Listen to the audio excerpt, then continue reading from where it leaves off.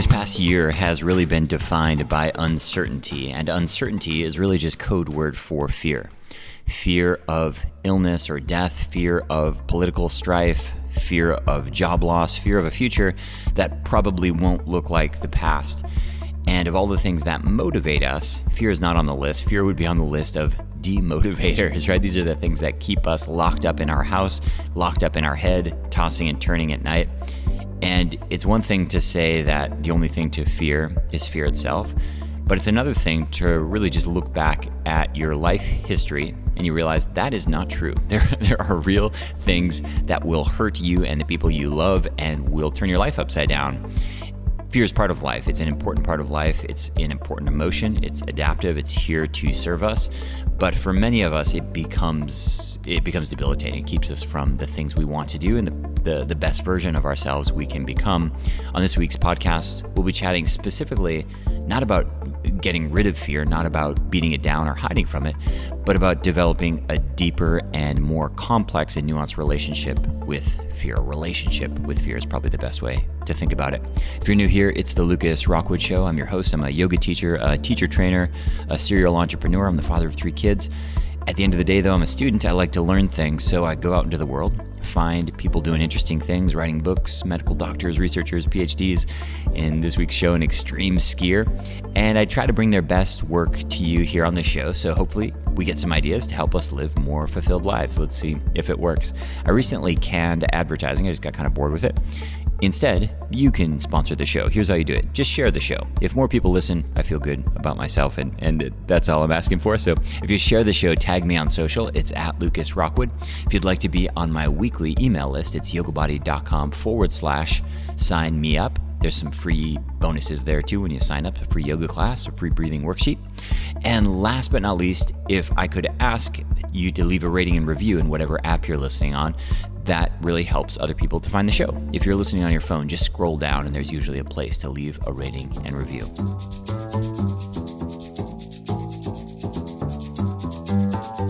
Hello and welcome everybody. Today's show is called Practical Strategies to Overcome Fear and Anxiety. And I am joined here with Kristen Ulmer. Kristen's a fear and anxiety expert. She draws from her experience with extreme skiing, which is something many of you probably haven't heard of. I certainly hadn't. Her studies of Zen, and she now facilitates with thousands of clients all around the world. She's the author of a book called The Art of Fear, and her work has been featured in NPR, The Wall Street Journal, Forbes USA Today, The Megyn Kelly Show, The Rob Report, and a whole lot more. You can learn more at her website, KristenUlmer.com. It's Kristen with a K, and I'll link up in the show notes as well. Kristen, welcome to the show. Thanks, Lucas. So what's this extreme skiing? I heard that and I just assumed it was like Olympic stuff. And then I started digging into some of your interviews. It sounds like you just kind of bombed down the side of mountains in Chamonix and these kinds of things. So tell me what this is about. Well, extreme skiing will never be an Olympic sport because there aren't that many mountains in the world that are at Olympic venue areas that could be considered extreme. Extreme means the consequences of failure are death. That if you are skiing a mountain where if you were to fall, you would tumble over rocks, or if you were to get caught in an avalanche, you would go for the big one and you would die. And so in the context of the sport of skiing, extreme means life or death. And so I made my living dealing with a tremendous amount of fear, sometimes making life or death decisions on a daily basis. And I feel like my extreme skiing career, I was the best woman big mountain extreme skier in the world for 12 years.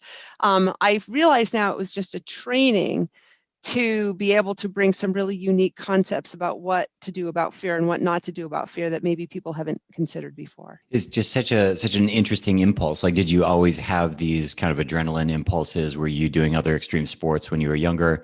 How did you land on skiing? Give people a little bit of color and context. I don't think most people are familiar with that mindset. Most people that go skiing go recreationally, to go out in fresh air, sunshine, be with friends. I didn't get into this anticipating that I would take it to this level. I just fell into it, fell in with the wrong crowd, maybe. And I just happened to have the right relationship with fear to pull it off. And so let's say you're about to do I assume you still ski, but you don't do extreme skiing. Is that correct? Or I will at some times. And, I should probably mention that I also became really good at a lot of other dangerous sports like rock climbing, ice climbing, paragliding, kiteboarding, flying trapeze. I one time rode my mountain bike across India alone in the 90s, right? I did a lot of really dangerous stuff back in the day. And so I was also voted to be the most fearless woman athlete in North America. what is the feeling that you like about that? Is it the danger? Is it the anticipation before? Do you like the fear during? Is it the after? Is it all horrible until it's over? I can't really relate to that mindset. Help me understand. Well, this will be a good transition into the audience and maybe something that they don't realize. People like me, we're not fearless. I was written about in the media as being fearless. I actually felt fearless. I didn't know what was going on back there and then, and most people that take a lot of risks have no clue. But the magic is not that we're fearless, but that we really enjoy feeling fear. Like you look at a kid that seems to be fearless, he's not fearless. He just enjoys feeling fear. And when you enjoy feeling fear, it doesn't feel like fear. It doesn't feel uncomfortable. It just feels like excitement. Like neurochemically, fear and excitement, if you're embracing it and intimate with that fear, it's exactly the same thing.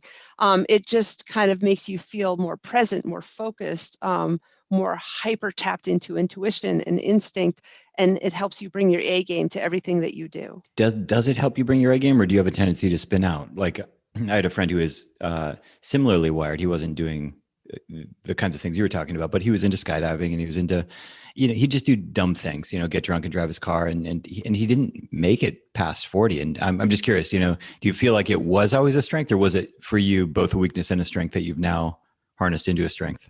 Well, there are 7.5 billion people on the planet. And so there are 7.5 different unique relationships with fear. And everyone is very, very different. Sure. And the guy that you just explained, like the extreme athletes that tend to die young, typically their relationship with fear is that they ignore it or they block it out. And these people die because, what kind of a fool, like imagine a deer on the highway with a damaged amygdala and has no fear response. Like you'd think, what's wrong with that poor creature, right? So, when we get really good at ignoring fear, which we're actually taught to do in our society, extreme athletes die and they die really fast. So the best of the best that actually do really well. And I don't want to make this just about extreme sports because I don't know that most people can relate to that.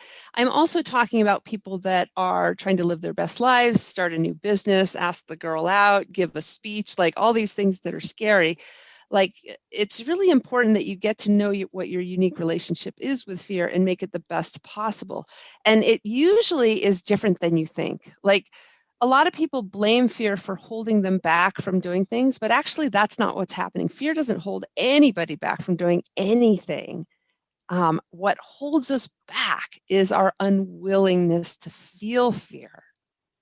That's what holds us back. And so once we start to notice what our relationship is with fear, all of a sudden, a lot of your behaviors can be explained. And so back to your question, like fear is not a problem for anyone ever, for any reason. It doesn't make anybody spin out. It's our reaction to the fear that makes us spin out. And fear is supposed to actually come into our bodies, and it's proven by science that it shows up first as a physical, like feeling of discomfort in our bodies, that's supposed to lead to on-point physical reaction without thought. And it's the nature's perfect design. It helps us fight or flee a situation or freeze. But because fear is now seen as an enemy and we're taught to conquer and overcome it and fight it and triumph over it, we now are actually fighting or fleeing the fear itself. And so when somebody is spinning out, the fear isn't making them spin out. They just have learned that, oh my gosh, fear is here. Like this is horrible. I shouldn't be feeling this. It's a sign of personal weakness. How embarrassing. What's wrong with me that I feel this? It shouldn't even be here. Like it's false evidence appearing real. Like all these things that we're taught cause us to fight or flee or freeze in the face of fear itself. And so the solution is, if you have issues with fear or anxiety, is that you learn how to make friends with fear instead, even though it's counterintuitive. Two questions that kind of go hand in hand, and The first one is this idea that your fears are unjustified. And, you see what you just said, the only thing that you have to fear is fear yourself. This meme pops around online, and I just don't really find that to be true. I find that a lot of people's fears are, I'm not talking about like the QAnon people and stuff like this, but like most people's fears are pretty rational, They're worried their partner might leave them, and there's pretty good odds of that. They're worried their industry might collapse, and they're not that irrational. And then the other side of that coin, which is something I struggle with, is that when I look at my own behavior and when I look at human behavior, fear and pain motivate almost all the big changes and all the positive changes that we have in our lives. And so almost everything that is good in my life and in other people's lives that I see is often comes from a place of fear and or pain, and they often go hand in hand. So I don't really know what to make of that, but what you're saying, this relationship with fear, I've never heard of it spoken that way, but that seems to at least add some context to that conundrum that's in my head. Okay, so you just gave me an earful. Let me just make a few points. There's a saying in Zen, a good horse moves at even the crack of a whip. Like pain gets us to move and look for solutions. Fear kind of gets our butts off the couch, and like fear of failure, it like helps you bring your A game to everything you do so as not to fail. If we don't want to feel fear, then fear of failure can either motivate somebody or can hold somebody back. And if you embrace the fear, it'll motivate you, like I just explained. If you don't want to feel the fear of failure, then you procrastinate, you don't do the thing. So that's the first part. The second part, you brought in fears. And there's a big difference between fear and fears with an S. And so let's just simplify. Like, what do we even mean when we're talking about fear? So we have this amygdala, these oldest part of the brain. It's the manufacturing plant for fear. We're never going to be able to get rid of this part of our brain, and why would we want to, right? So all data comes into our system, and it runs through this primary filter first. And if there's a threat, then the amygdala will manufacture fear. And it'll send it as a shot of discomfort, like I mentioned, proven by science, into the body first. This is fear, and it's uncomfortable, and it's here to help us move. And it sticks around and helps us make on-point reaction, physical reaction without thought. And as long as the scary thing is around, and then 10 to 90 seconds after the scary thing is gone, so too is the fear. So that's the fear reaction. When it tips over the edge and all of a sudden you have fears, like fears of mannequins or fears of snakes or fear of, the house falling down or, whatever people's fears are that start to become irrational. What has happened is that through society norms, seeing fear as a negative, we have gotten to work coming up with lots of methods and modalities to kind of fight, ignore, control, conquer, rationalize away our fear. And this inadvertently, see fear is like water through a hose. It's supposed to flow through our body like water through a hose and then be gone. We kink the hose when we do this. And next thing you know, that fear gets trapped in your body, in your system. And like water will do that gets trapped, it starts recirculating round and round. This is anxiety. So anxiety is fear trapped in your system that you haven't dealt with properly, that's stuck there recirculating round and round. And so when you kink the hose, fear now shows up in a lot of different ways, but the three most common ways that I see either is as an exaggerated version of itself, like panic attacks, anxiety disorder, or it'll show up redirected in other ways. Like if you are really good at blocking out fear, you'll feel anger instead. Like a classic example of that is like a kid who has a really scary home life, and fear feels powerless to him. Well, he has to feel something, so he feels anger instead, which feels more powerful. And it's more like flee is fear and fight is anger, And so it's kind of just redirected fear, but it's still fear. Like the mama bear that's rearing up and defending her cub, she looks angry, right? But really she's afraid you're going to hurt her cub. And so fear and anger gets kind of confused for, well, it's basically the same thing. So either an exaggerated version of itself or redirected in other ways, perhaps as anger or excessive jealousy or maybe sadness. if you don't want to feel fear, you don't want to feel anger, well, you feel sadness instead. You have to feel something. And it seems more polite to feel sadness than anger. And next thing you know, you have depression. Or the third way that I see it show up, and here's where it gets really interesting, is that water, like that kinked hose, the fear, will spill out into every available space and it'll flow into your thoughts. Next thing you know, you'll have fearful thoughts. And this is where fears come in, where like obsessive compulsive disorder comes in, or maybe irrational fear, or if you can't sleep at night, if you're not dealing with your fear properly during the day, it'll hijack your mind in the middle of the night when you're trying to sleep and run its agenda in your thoughts then and show up as insomnia. So you really do not want to kink the hose with fear, but that's what our culture teaches us to do. It's madness. It's insanity. And it's the reason why anxiety disorders are only getting worse and worse, because the treatments are yet more attempts to control or conquer or inadvertently kink the hose. The solution is, though, is of course to unkink the hose, learn how to be in flow with fear again. And I've been talking for a while. I also wanted to talk about, you're mentioning pain, but we can get to that. If you think of sports, like think of American football, that's like simulated war, essentially. Very easy to see. And as you're talking, I'm just wondering, is there a value? There seems to be a real value in simulated war.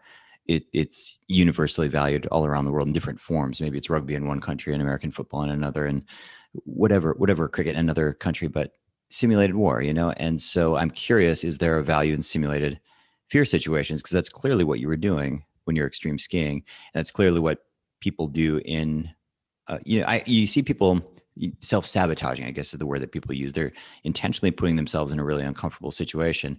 I have no opinion one way or the other. It's just an open question. Is there value in that? Do you see that as an exercise, as long as you're not risking your life, or is that a valuable exercise?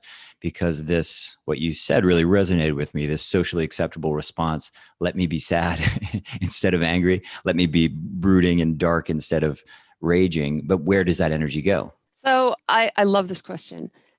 Absolutely. So we don't even want to simulate it. Like, you actually want to go out and do things that scare you. You don't have to risk your life like I did. That's probably not a good idea, but people that accomplish great things with their life, this is the process. So imagine you have your comfort zone and you're in this circle, right? And in your comfort zone, you feel less fear. You're still going to feel fear because fear is just with us all the time. Life is scary. If you become willing to feel fear, like I've been talking about, you're going to become willing to step out of your comfort zone and take a risk where there exists fear. And each time you step out of your comfort zone, imagine that you put a dot outside your comfort zone. Eventually, you connect the new dots. This becomes your new comfort zone. So you've just expanded who you are. And what I'm explaining is that there is no learning and growth for anyone, for any reason, without a willingness to feel fear. So if you want to become a bigger and greater version of yourself, Alex Honnold, who free soloed El Capitan, he is very famously reputed to have a damaged amygdala. He doesn't have fear like the rest of us. Interesting. I've never heard that. Nonsense. Yeah. Not true. Not true at all. I've talked to him at length about this. So what he does is he's willing to feel fear. And when he's out of his comfort zone, he also has an intimate relationship with fear, not a resistant or blocking it out or anything like that. And so, it's always the fear is there to help him be sharp and on point when he's out of his comfort zone. And each year he was in Yosemite, he stepped out, enough, and he expanded his comfort zone. It got bigger. And then year 2, bigger. And then year 3, until year 10, his comfort zone for climbing and free soloing, it was not that big of a stretch to step out of the comfort zone and free solo El Capitan that day, meaning he climbed it without ropes. And it's like the only way that we can ever expand to our greatest potential is not by thinking about it. It's only by taking risks. And so, you look at statistics on anxiety disorders in children, they're so bad. 1 in 3 teenagers right now in America don't just have anxiety, they have an anxiety disorder. 1 in 3, it's almost trendy to have one. And it's because of the way that we're raising our children, in no small part to just be risk adverse. Like you just don't ever see unsupervised children anymore. Like we are protecting them and we are limiting their fear. Like they're not having an experience of fear and how to deal with it properly. So they get to start to be closer to being adults. They have no concept of how to deal with their emotions and their fear in particular. And so next thing you know, it's kinked in the hose whenever they feel it. You know, maybe they were told when they were kids, there's nothing to be afraid of. Like little Johnny is looking at the water slide and dad says, oh, there's nothing to be afraid of. It's not true, right? Of course there's something to be afraid of. Like they design these things to be scary so that they're fun, right? And so it makes that kid mistrust his own fear response. And then he starts to feel embarrassed whenever he has it. Next thing you know, he has a self-esteem issue. And then he doesn't know how to take risks because he doesn't know how to deal with the fear during the risks and yada, yada. We have a growing anxiety health crisis worldwide. I mean, it's an epidemic. It's all because of what we're taught to do about fear or how we're coddled away from fear. So the best thing that you can do for yourself, for your children, so that they can expand to their greatest potential, so that they don't have an anxiety disorder, is take risks, learn how to deal with the fear while you're taking risks, which is you learn how to be in flow with it. You don't fight it or conquer it or try to control it or block it out or ignore it or any of those things that we're taught to do. What you do is you learn how to be intimate with that fear, so that you're like Batman and fear is Robin and you guys are stronger together than apart. And then that kid will grow up, and so will you, to feel great emotionally and expand to your greatest potential. So I worry that this becomes a little bit too academic. Let's kind of talk about something right now. So people are holed up in their homes. They're worried about COVID. They haven't been out in months. They are afraid. And maybe they have a real reason to be afraid. Maybe they have type 2 diabetes. Maybe they're over the age of 70. Maybe they have lifelong asthma. And who is it for you or I to say what the best response is? But can we have a conversation about their fear and maybe some practical strategies about things that they could do to manage their fear? And again, it's not about get out of the house, live your life. That's for them to decide. But what, somebody who's sitting at home, how could they sit at home and at least have a better relationship with their fear? Should they go bungee jumping? Should they get into an emotionally uncomfortable situation? What are some actual practical to-dos so that somebody can put some of this, kind of work on the relationship with fear, like you mentioned? Okay. First of all, right now in COVID times, it's becoming more clear what people's relationship is with fear. Like people that ignore fear, ignore the coronavirus, for example. And right, it's a classic example. I mean, fear, of course, we should be feeling afraid right now. This is a horrible disease with lasting effects. I mean, death is only one small component of it. You do not want to get COVID. So we are, of course, the fear is here to help us make on point reaction. Some of us are fleeing it, we're sequestering at home. Some of us are fighting it. The doctors, the scientists, are at work hard. And the freeze response is interesting. That's like, okay, I need to just pause and gather more information and reassess so I can decide what to do. But the fear is a very good thing. Listen to your fear. You're afraid if you go out in public, right? And all that implies, and the possibility of getting COVID. And you're afraid if you stay at home because you just slowly rot, right? And so even if you're wanting to start a business, you're afraid to start the business and all that implies, and you're afraid to not start the business and all that implies and what that means about you as a person. It's like there's fear if you do something, there's fear if you don't do something, there's always fear. And it really comes down to just paying attention to your fear and helping the fear is here to help you make smart, intuitive choices. The best choices are made through your mind, like statistics and gathering facts and all that, but also your intuition, which is found by listening to your fear, which is the greater fear. The greater fear should probably win. I'm going to stay at home. As for continuing to take risks, the risks don't have to be bungee jumping. I think that's what people immediately go to when they think take a risk. It's, the risk can be like starting a new online business, reaching reaching out to a long lost friend that maybe you wronged and apologize to them, and reestablishing that relationship and kind of owning your part in the demise of it. Like, it could be just, you don't risk doesn't mean like climbing the Eiffel Tower with a couple of suction cups, right? Risk can be just little things like having that difficult conversation with your child that you've been putting off for decades, right? Or years. So I think that we can stimulate us and have a moment of aliveness. And really, when you think about it, it's the times in your life that you've taken a risk that have really paid off. In fact, there was a study done in hospice at the end of life care. The people who were like, I don't want to die, were the ones that really felt like they hadn't taken enough risks. They hadn't acted on their business ideas. They hadn't had those difficult relationships. And it's the ones that were okay to die that had taken those risks. And the thing is, in the study that I saw, there's no mention of whether or not the risk paid off. There's no mention of whether the business succeeded or you were able to repair that relationship. The only thing that matters was that you took the risk. And if you fail, you have another growth opportunity, right? And if you succeed, you're proud of yourself and your life is better. The end result is that everything we want is on the other side of fear. Have you ever heard that quote before? I think that people interpret that as like, oh, I need to get rid of my fear in order to have what I want. That's not what that quote means. I think it's by Jack Canfield. He may have meant it that way, but my interpretation of it is that everything we want, either a learning opportunity, a growth opportunity, or a chance to feel excited or good about myself, or build up my comfort zone so I can expand my greatest potential, all comes from a willingness to feel fear.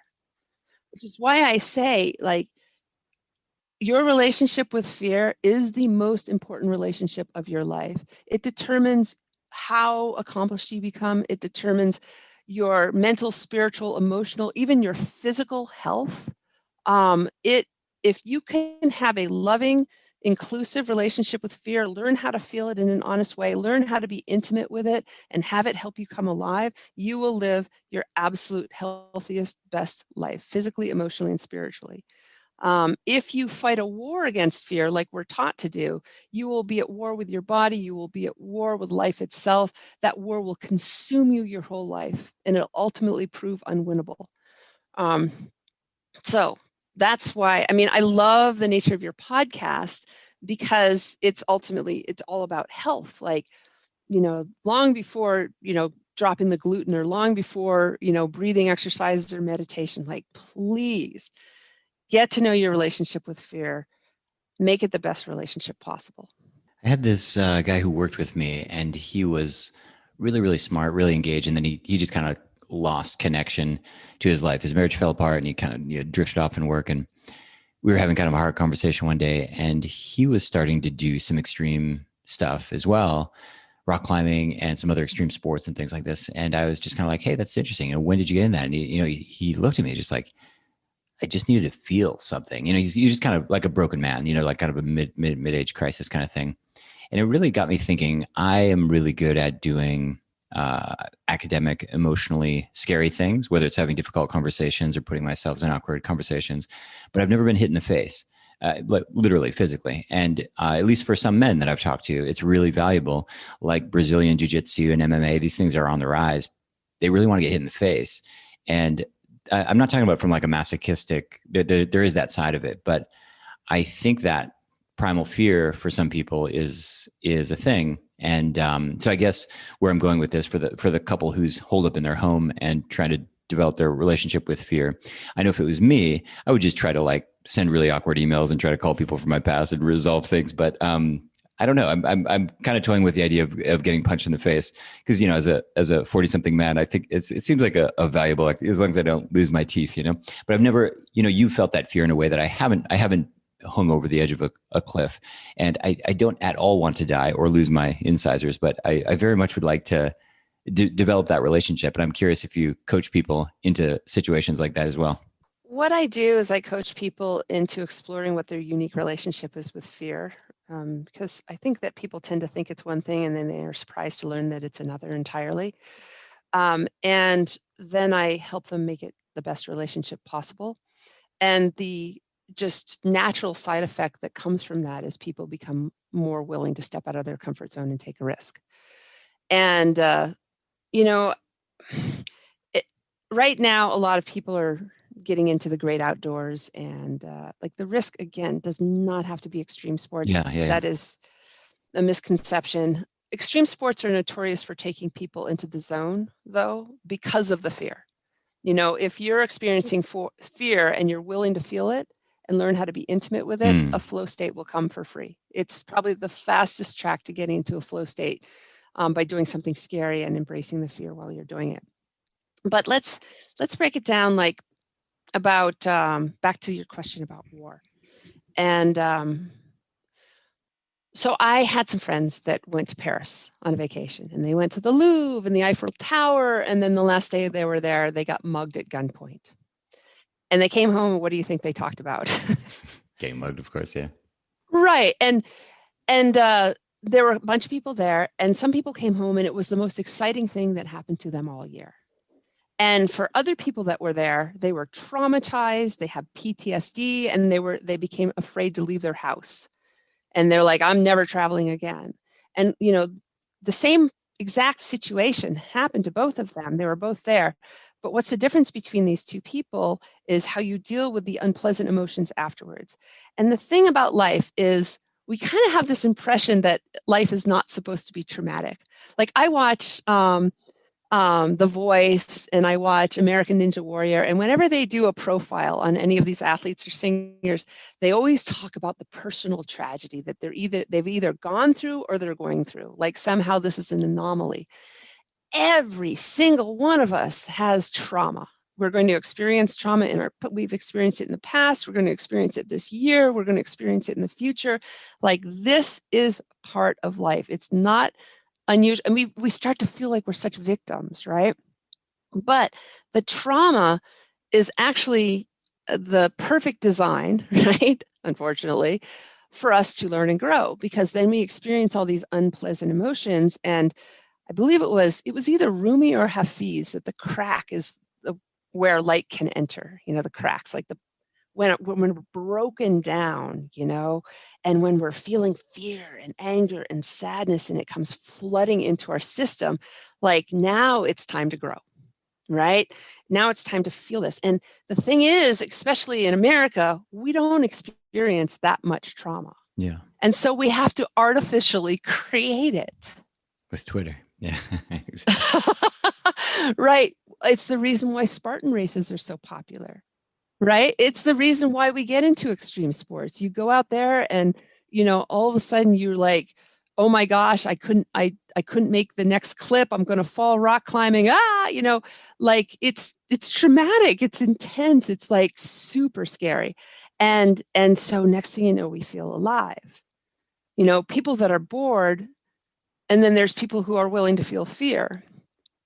And so ask yourself, are you bored enough that you're willing to kind of step out of your comfort zone, take a risk? And you can just go enter a 5K race if you're 200 pounds weight. You don't have to, like, again, climb the Eiffel Tower with a couple of suction cups. Like, and I do actually recommend physical things that are scary, because back to my ski career, I'd be standing at the top of a mountain, and it's 55 degrees, and they're filming from the helicopter, and it's $50, $50, $50. The pressure's on, right? And the radio crackles, and the guide says, oh, it might avalanche. And if it avalanches, I'm going to die, right? And the guide says, you better have a plan, right? I'm like, okay, I better go to the right if it avalanches, because I'll have a better chance of surviving. And I'm going to jump off a 50-foot cliff halfway down, right? It's like, it's intense and it's scary. And when you're in a situation like that, and it's the same if you are in the situation of wanting to enter a 5K when you're 200 pounds overweight, or when you're about to give a speech or launch a new business or ask the girl out, it's the same for all of us, right? You have two choices. The first choice is what we're commonly taught to do. Like, just do it, right? Feel the fear and do it anyway. There's nothing to be afraid of. What's wrong with me? Like, that's one way. And you rationalize the fear away, and you take deep breaths, if you're about to give a speech, and breathe in calm and breathe out fear. They're going to love me, right? This is taught. This is our cultural norm, and it works. It's scientifically proven to work. It takes about 4 minutes. You calm the F down, right? You go out, you give the speech, you ask the girl, like, oh, this is stupid. There's nothing to be afraid of. All she's going to do is say no. And then not like I'm going to die. Like, you go and do it. And that's one way to handle scary situations. Second way, which is what I teach, which is what I help. It's very counterintuitive, though. This is very new. This is in response to the anxiety treatment industry, which is, all these methods and modalities, the cognitive behavioral therapy, the breathing exercises, all these things that we do are just symptom control, gets you through a moment or a day. But what happens when you do that first step, 5-10 years down the road, you now have an anxiety disorder, or you have anger issues, or you're not dealing with your fear, so you're making other people deal with it. You have road rage, maybe you have insomnia, or the next time you give a speech, it takes 5 minutes to calm down, and then the next time 6 minutes, until you're like, that's it, I can't give speeches anymore, and you go back to your comfort zone. Like, it is the wrong approach. It's what's taught, but it's proven to work, for a moment, but not without long-term consequences. So, You ready for plan B? Like, this is what we're doing instead. Yeah. This is new. This is the future, right? You're either on this train or you're going to be left behind at the station. So what you do, let's take speech, or me at the top of that Alaskan phase. I close my eyes, right? I go inside, and I acknowledge that it's normal and natural to feel fear. Of course I feel this. Life is scary. It's not a sign of personal weakness. It's not a character flaw. Normal and natural. Second step, where do I feel it? It's in my body, right? Fear is in our bodies, proven by science.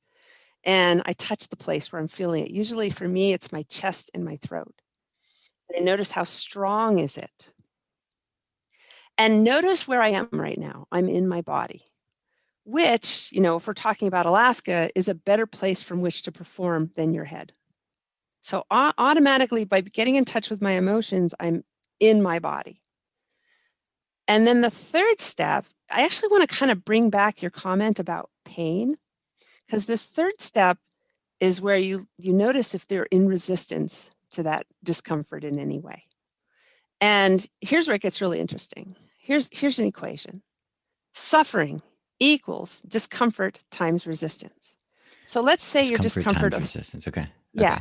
Let's say your discomfort of fear is a level 10 out of 10. It's a lot, right? And let's say your resistance to that fear, like, I don't want to feel this, right, is also a level 10. What's 10 times 10? 100. A whole lot of suffering, right? But if your discomfort of fear is a level 10 and your resistance is 0, what's 10 times 0? Nothing. Yeah. Nothing, right? You do not suffer. And in fact, if you then can not only get rid of the resistance, but you actually have an intimate experience with it, you are taken into a flow state, or the zone, right? So that's how you drop define the a flow state, resistance, is dropping the resistance in a and replacing state. it with intimacy. Yeah. So a flow is intimacy with all things. So this actually came from a Dogen Zenji quote. He's a Zen master that lived 100 years ago. He said enlightenment is intimacy with all things, but we don't use the word enlightenment anymore. We use the word flow, right? Which is the same thing. So flow is intimacy with all things. So you're about to give a speech. You notice if you're in resistance to it. And this goes with pain or cold or hot, like Wim Hof, right? If you are in resistance to being cold, it's torture. But if you embrace the cold, you are taken into an altered state. It's the same with sweat lodges in heat. If you resist the heat, you're like, I'm burning up, get me out of here, right? Suffering. But if you embrace the heat, you're taken into an altered state. You're taken into the zone. You're taken into a spiritual place. Same with pain. Ask anybody that loves getting tattoos, right? If they are in resistance to the pain, it's horrible. But if they embrace the pain, they're like taken into this gorgeous altered state. So it's the same with fear. So third step is notice if you're in resistance to the fear and notice how that's contributing to your suffering, and switch to an embracing or intimate experience with the fear. And step 4 is where you just kind of feel it and you hug it and you give it some love, and like lovers in a dance, right? And then it calms right down. And proven by science, not in 4 minutes, this time in 4 seconds. And there's no long-term effects. And then you go on stage and give the speech, or you ski the run, and you're stronger together with the fear than apart. Exactly what you said is mostly what I do, is try to mask it. And instead of using a pill for an ill, we use a practice for an ill, a breathing, a meditation, a visualization. But you're right. It's the exact same thing. It's the exact same thing, just an organic, holistic version of it. But it hasn't made the fear, it hasn't changed the relationship with the fear. I love it. Kristen, for people who want to check out your books, follow you, I know you're doing a bunch of things. Where should we send them online?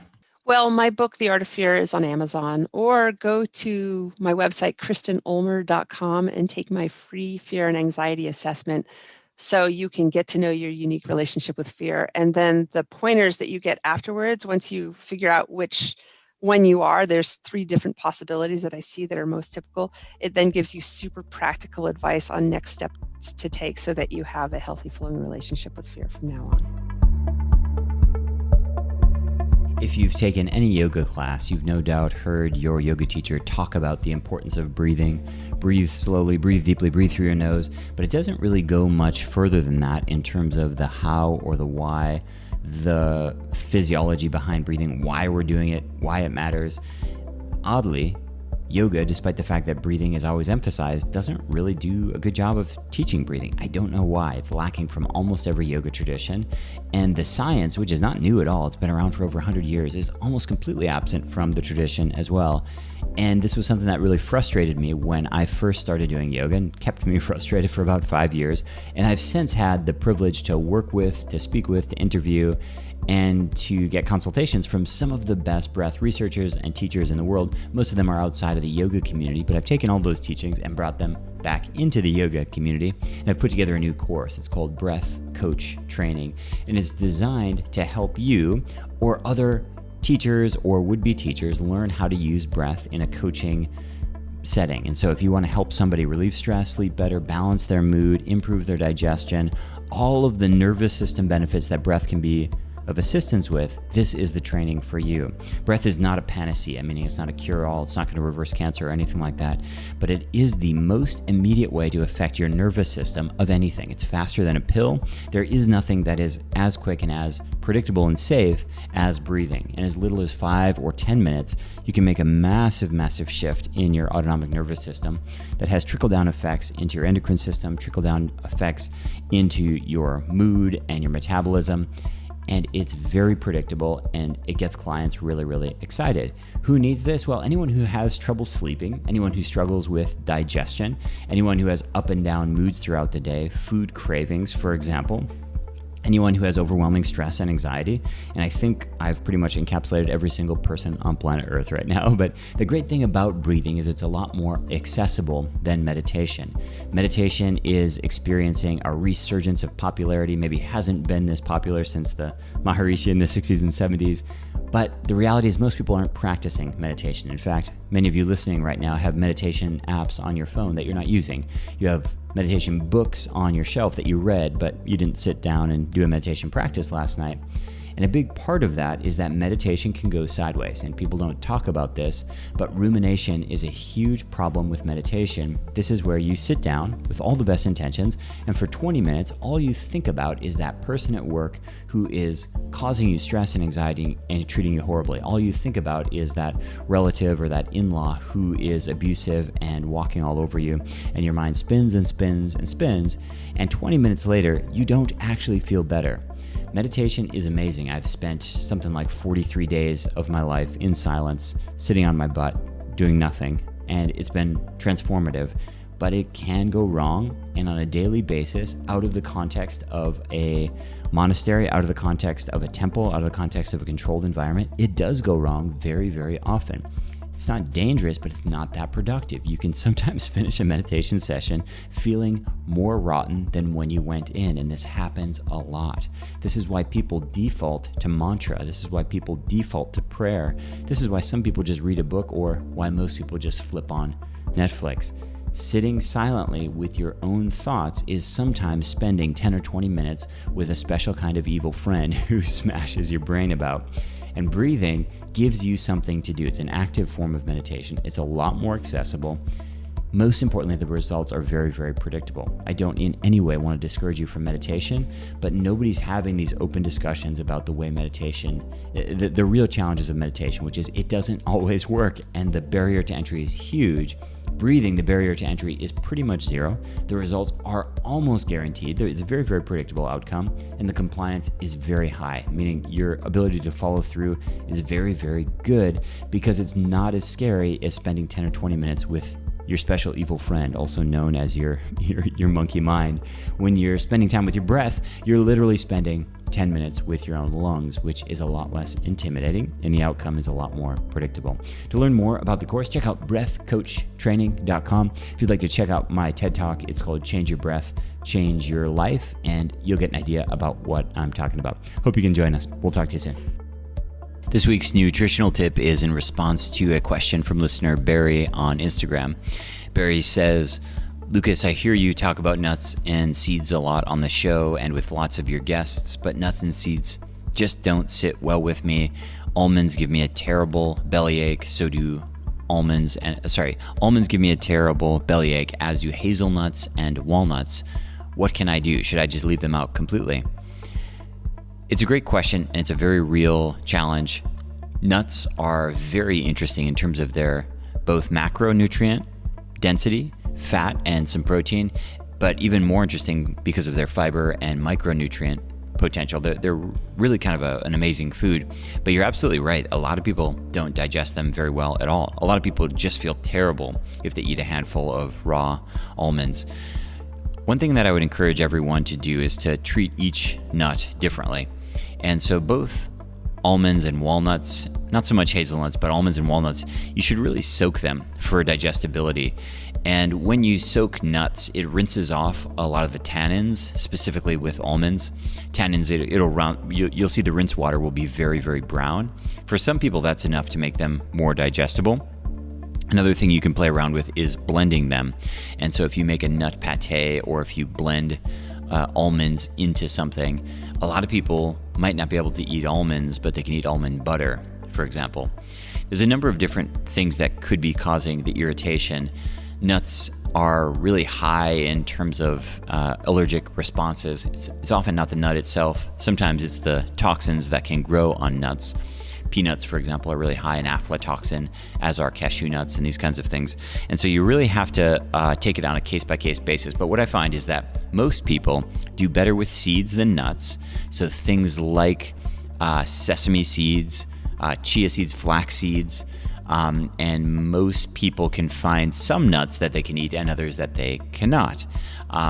Brazil nuts, macadamia nuts, for example, I find pine nuts, I find almost everybody can digest pretty well. The hazelnut, walnut, almond that you mentioned are usually ones that people need to have some sort of prep, some kind of soaking. The last thing that I'll mention is that a lot of times when you buy packaged nuts, they're very often rancid before you get them. The way to know a rancid nut is they'll look dull in terms of their color, almost dusty, like they're dirty. And like if you were to have a rancid walnut, it'll have a very bitter taste. Walnuts have a little bit of omega-3, so you can really taste the rancidity. It's harder to taste in other nuts, but those rancid nuts can give you a really bad bellyache as well. But I would play around with soaking your nuts, and how you do that is you leave them in a bowl of water, and you can leave it on the counter or even put the bowl of water in the refrigerator. In the morning, rinse them off, and if you prefer your nuts to be dry and crispy, you put them in the oven at really low heat, like 50 degrees Celsius, whatever that is in Fahrenheit, 115 degrees Fahrenheit, something like that, and leave the door open on the oven and let them be there for a couple of hours, and they will crisp up, and they're really, really light. It's a great way to prepare almonds, but you can get around, usually there's a way around it. I'd encourage you to look into tahini, almond butter, Cashew butter potentially could work for you, and just try to find one that does work. I think it's worth exploring because the nutritional benefits and the cost and efficiency and nutritional density are pretty rare among common foods. Hope that's helpful. We have a gravity yoga question from Carl this week, and Carl says, Lucas, thanks so much for the podcast. I've been doing gravity yoga for a couple of months. I am a weightlifter, not very serious, but I go 2 or 3 times a week and have for as long as I can remember since I was a teenager. And my shoulders are just so tight. Everyone I know in the gym has tight shoulders. Some of the guys can't even touch their fingertips behind their back when they reach up, if you know what I mean. Is there any hope for me? So if you think of strength and flexibility as yang and yin, they're definitely on opposite ends of the spectrum, meaning the stronger we get, the stiffer we get, the looser we get. In many cases, the weaker we get. But they're also, in the same way that you see the cliche yin-yang symbol, they also go together. It is possible, but challenging, to be strong and flexible. The goal really is to be mobile and to be flexible, but it won't happen on accident. So if you are going to the gym and you're doing strength training, you're lifting heavy things, your body will naturally shorten and tighten because that's the nervous system signal that you're sending. And so you just need to make sure that you train flexibility on all the days, plus the days that you train strength. Simple formula that I usually give people is 25% of the time that you spent doing resistance training, stack on for flexibility training. So if you're doing an hour workout in the gym, you want to stack on 15 minutes essentially for flexibility training. In the gravity yoga program, the cliffhanger pose, also known as hangman pose, is a great one. I would practice that literally every day. And shoulder pow pose, if you need to use a strap, just fine. But that's another one that's extremely uncomfortable, but will give you really great results. If that's your stuck area, give yourself permission to just focus on those 2 poses and do them every day for 5 minutes each. And that should make a big difference. Hope that helps. Thanks for listening to The Lucas Rockwood Show. If you enjoy the podcast, I have 2 asks of you.